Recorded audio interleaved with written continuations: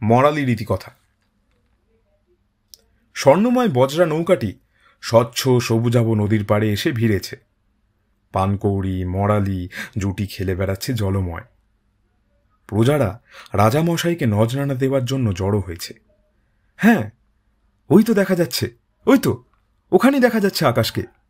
সেও বাবার সাথে দাঁড়িয়ে হরেক মাছে ভরা ভারী জালের ভারে সে আর সোজা হতে পারছে না।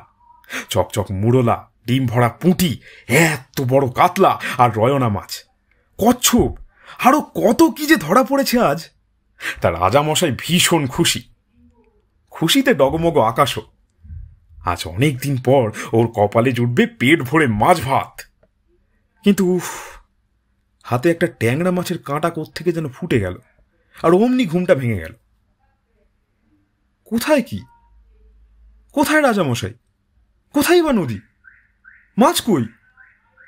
ও তো হিংনাড়া হাই স্কুলের নবম শ্রেণীর জীববিদ্যার ক্লাসে। দিদিমণি জলাভূমির জীববৈচিত্র্য, খাদ্য শৃঙ্খল দূষণ বোঝাচ্ছিলেন ওই স্কুলের পাশেই বয়ে যাওয়া মরে যাওয়া মরালি নদীকে ঘিরে। আরও কি যে শোনাচ্ছিলেন যেন, ওই কচুরিপানার ফাঁসে দমবন্ধ নদীটার রুগ্ন হয়ে যাওয়ার গল্প ইত্যাদি। তখনই মনে পড়ে গিয়েছিল পুরুলিয়া গ্রামের বুড়ো দাদুর মুখে শোনা গল্পটার কথা। সেই কথা ভাবতে ভাবতেই ও স্বপ্নে ডুবে গিয়েছিল। সম্পন্ন জীবনযাপন আর পেট ভর্তি মাছ ভাত খাওয়া এখন তাদের গ্রামের সব মৎস্যজীবী পরিবারের মতো তার কাছেও দিবা স্বপ্নই।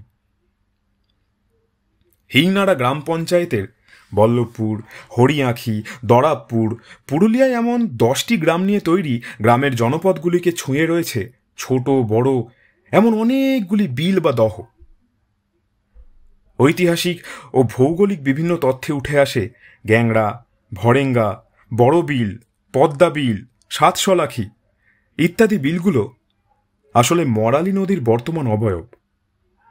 কিন্তু চাকদাহের পালপাড়ার কাছে গঙ্গা নদী থেকে বনগা, উত্তর 24 পরগনার ইছামতি পর্যন্ত বিস্তৃত ছিল এই মরালি নদী। 1917 থেকে 1931 সালের মধ্যে নদিয়ার চাকদা থানার মানচিত্রে মরালি স্রোতস্বিনী ধারা হিসেবেই দেখানো হয়েছিল।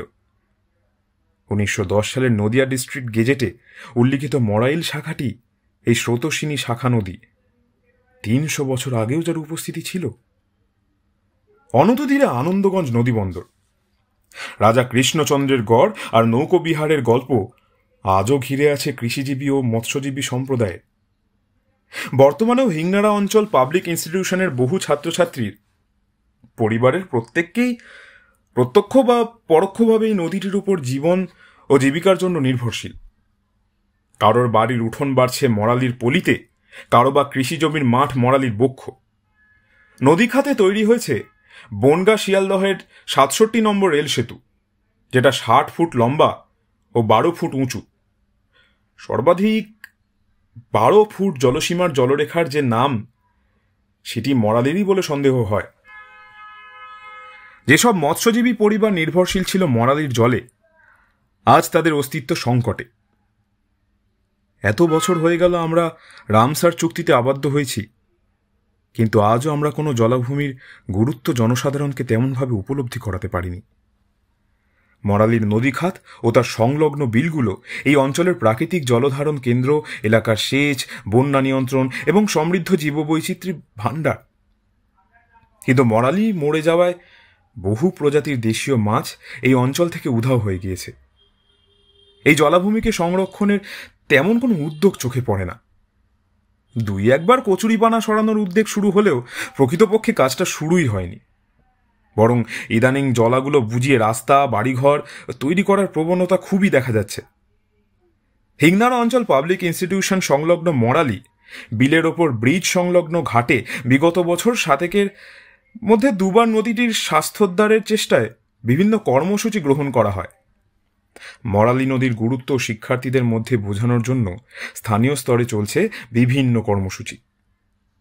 স্থানীয় কোনো প্রাকৃতিক সম্পদ রক্ষা বা পুনরুদ্ধারের জন্য সচেতনতা একেবারে শৈশব থেকেই সুঅভ্যাসের মাধ্যমে গড়ে তোলা উচিত। বিজ্ঞান ও পরিবেশের পাঠ্যপুস্তকে 5ম শ্রেণী থেকেই রয়েছে জলাভূমির গুরুত্ব ও তার হারিয়ে যাওয়া জীববৈচিত্র্য। মরালি নদী সম্পর্কে সচেতনতার জন্য পাঠ্যসূচির মধ্যে এর উদাহরণ যুক্ত করতে হবে। স্থানীয় স্তরে ছাত্রছাত্রী সহ অভিভাবক সভা আহ্বান ও প্রশাসনিক তরফে দৃষ্টি আকর্ষণ করা একান্তই জরুরি। আসার কথা, স্কুলের ছাত্রছাত্রীরা এই বিষয়ে যথেষ্ট সচেতনতা দেখাচ্ছে। জাতীয় শিশু বিজ্ঞান কংগ্রেসে নদিয়া জেলা থেকে রাজ্য স্তরের সুযোগ পাওয়া বিদ্যালয়ের নবম শ্রেণীর ছাত্রছাত্রীরা অনুসন্ধানমূলক 2টি প্রকল্প উপস্থাপন করেছে, যা জলাভূমির গুরুত্ব ও তার পুনরুদ্ধারের দরজা খুলে দেয়। একটি প্রকল্পে জলাভূমিকে প্রাকৃতিক ওয়াটার রিসার্চ কেন্দ্র, জীববৈচিত্র্য ভাণ্ডার, কৃষি জমির সেচ ও মৎস্য চাষ কেন্দ্র, পরিযায়ী পাখির আশ্রয় এবং নদীর পাড় সংলগ্ন অঞ্চলে ইকোট্যুরিজম গড়ে তোলার কথা বলা হয়েছে। দ্বিতীয় প্রকল্পে নদীবক্ষে পড়ে থাকা পাট জাগ বেড কিভাবে কচুরিপানার ব্যবহার দ্বারা উত্তম ভাসমান কৃষি বেড বীজতলা হিসাবে উর্বর সহায়ক করা যায় তা দেখানো হয়েছে। তবে এখনও ব্যাপক হারে জনমত সংগ্রহ বা প্রচার বিভিন্ন সমস্যার কারণে শুরু করা সম্ভব হয়নি।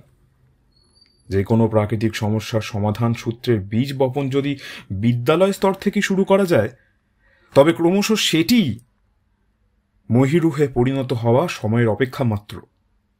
সঠিক পথে এগোলে মরালির মতো কোনো নদীকেই আর মৃত হতে হবে না।